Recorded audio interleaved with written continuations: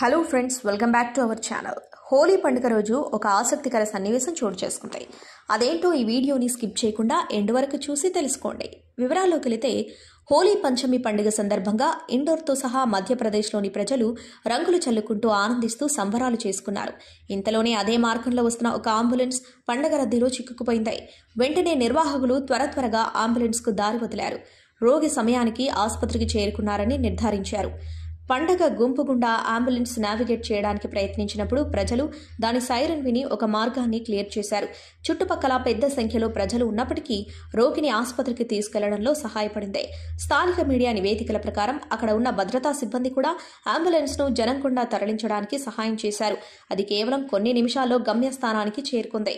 ఇండోర్లో ప్రజలు చారిత్రాత్మకమైన రాజ్వాడలో సంప్రదాయ రంగపంచమి ఊరేగింపులో పాల్గొన్నారు. రంగులు మరియు నీటి చిందులను ఆస్వాదించారు. ఊరేగింపులో వివిధ సమూహాలు పాల్గొన్నాయి.